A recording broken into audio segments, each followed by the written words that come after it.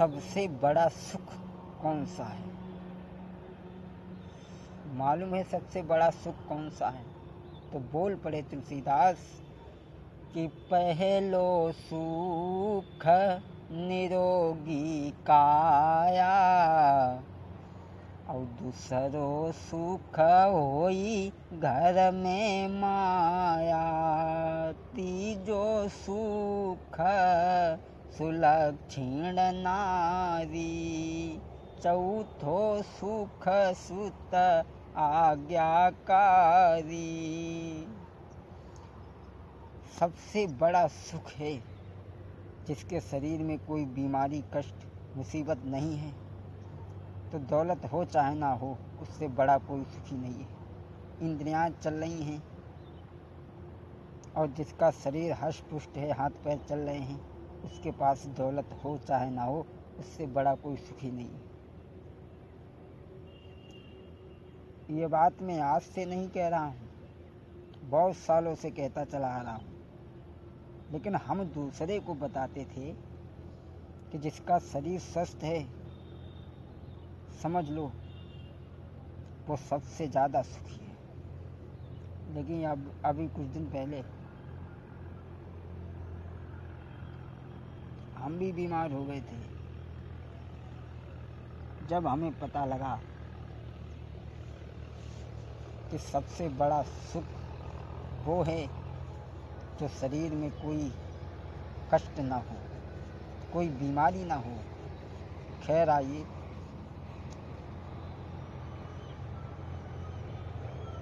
अब आ गए हैं तो दो चार बातें जीवन के भी बारे में बता दें।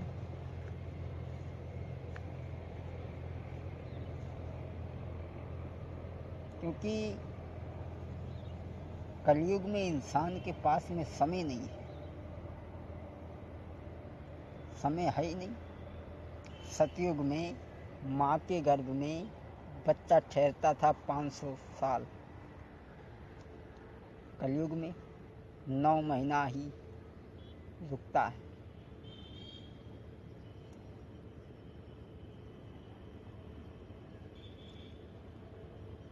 पाँच 500 वर्ष पेट में रुकते थे, 1000 साल रिश्तेदारी में रहे, साधु के घर रहे और 1000 साल तपस्या करी। ऐसे आदमी चलता था। लेकिन अब कलयुग में आदमी के पास समय नहीं है। 9 महीना घटते घटते रह गए।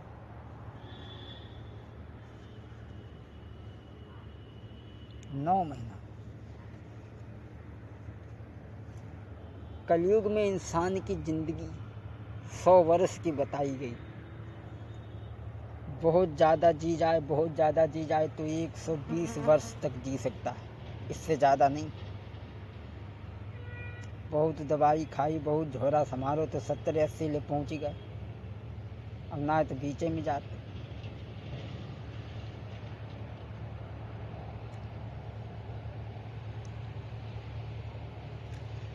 क्योंकि घमंड आदमी को नहीं करना चाहिए। घमंड जिसे जिसे हुआ उसका भगवान ने तोड़ दिया। अगर शरीर का जिसे घमंड हो गया तो भगवान ने उसमें ऐसी बीमारी लगा दी जो खड़े होने के लायक नहीं रहे।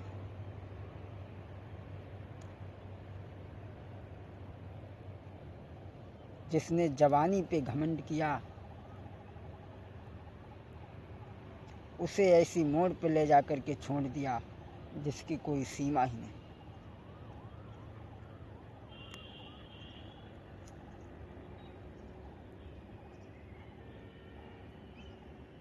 आदमी एक दूसरे के स्वार्थ में है।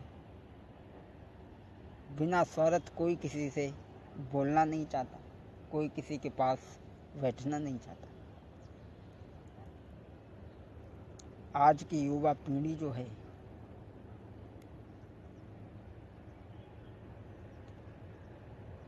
आज के लोगों का अब वो हाल है ही नहीं।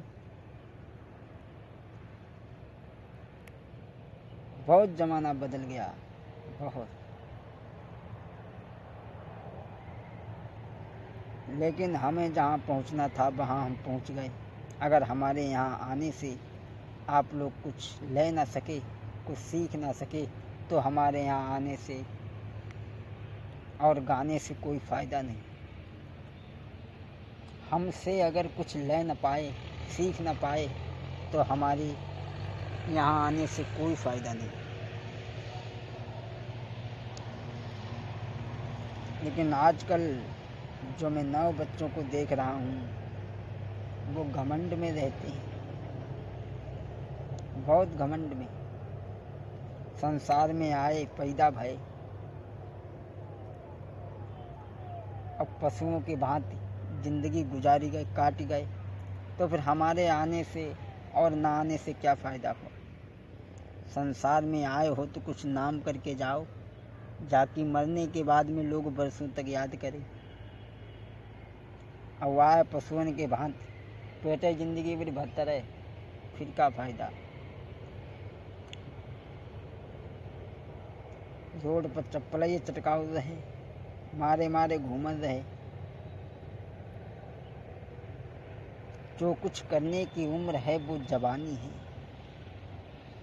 जवानी में अगर कुछ न कर सके, फिर बुढ़ापे में क्या करोगे। और भगवान ने हर इंसान को बराबर माना है, किसी को छोटा बड़ा नहीं माना।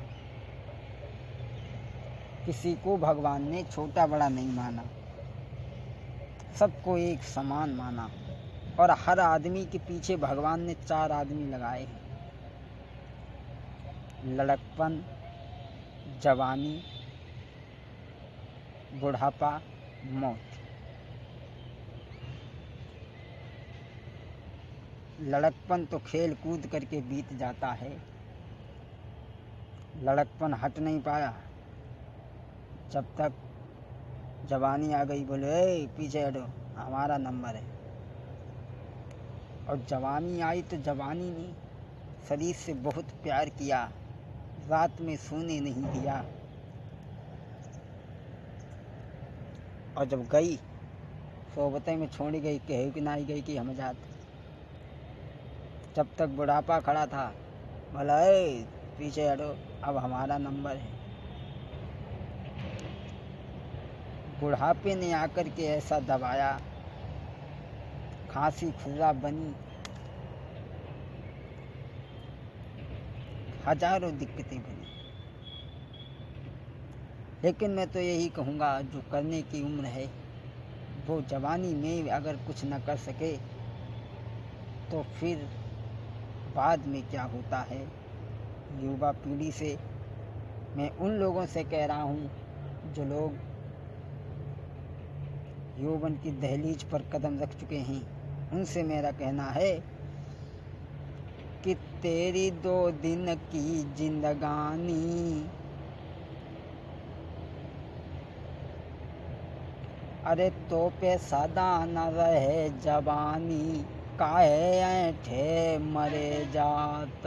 तो पे सदा न रहे जवानी, काहे ऐठे मरे जात। ऐठे मरे जात, काहे जूना बने जात। तो पे सदा न रहे जवानी, काहे ऐठे मरे जात। अरे एक दिना होई बूढ़ डोकरा, सुकड़ी जाई सब खाल। औ कमरी झूठी के कमान हुई जे, पिचक जाई सब गाल। सबका चली है चाली उतानी, जब जवानी ना रहे। फिर का करिए तू मनमानी, जब जवानी ना रहे। अरे जब यमराज लेन को आवे, नैनन नीर बहावई। अब तादी न हुई है खेचातानी, जब जवानी ना रहे। तेरी 2 दिन की जिंदगानी, काहे ऐठे मरे जात। अरे ऐठे मरे जात, काहे ऐना बन जात। तेरी 2 दिन की जिंदगानी, काहे ऐठे मरे जात।